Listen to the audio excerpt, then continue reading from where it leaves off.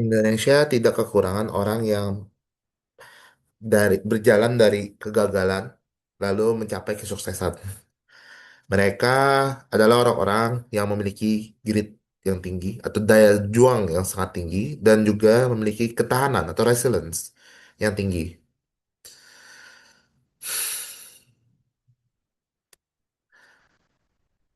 Tokoh-tokoh yang terkenal seperti misalnya yang paling terkenal Menteri Perikanan pada era Pak Jokowi, Bu Susi Pujiastuti. Lalu kita juga ada Pak Bob Sadino. Mereka adalah orang-orang yang mengalami masa-masa sulit, tetapi pantang menyerah hingga menjadi sukses. Bu Susi misalnya, dulunya beliau harus berjuang, berjuang dan bahkan putus sekolah SMA. Tetapi sekarang beliau adalah orang sukses yang bahkan memiliki maskapai dan pernah menjadi menteri. Lalu ada juga orang-orang terutama selain mereka berdua seperti Pak Sudono Salim, Bu Nur Hayati Subakat dari Wardah Cosmetics. Lalu ada banyak lagi orang-orang yang seperti serupa yang mereka itu pernah mengalami masa-masa sulit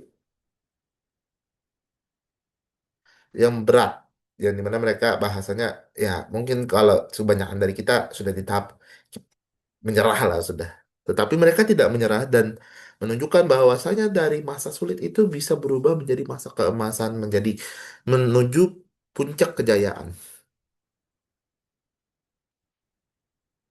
Bahwasanya Indonesia tidak kekurangan daripada orang-orang yang gagal, menjalani kegagalan terlebih dahulu. Lalu dia menjadi sukses. Tetapi ada hal-hal yang harus kita perhatikan tentang orang-orang ini.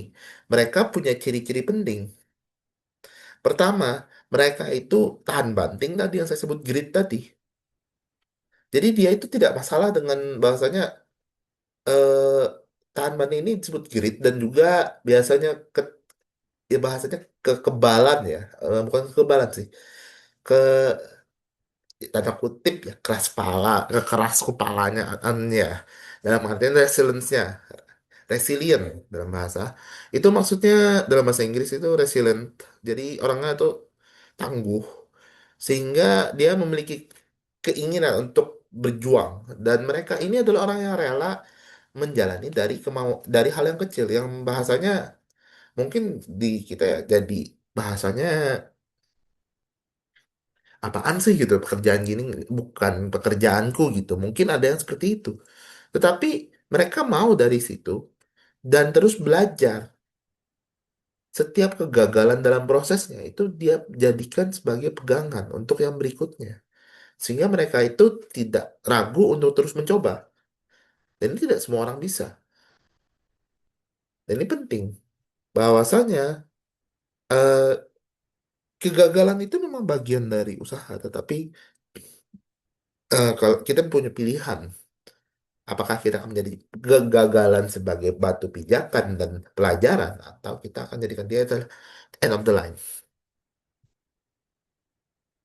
Ya, sekian. Terima kasih. Wassalamualaikum warahmatullahi wabarakatuh.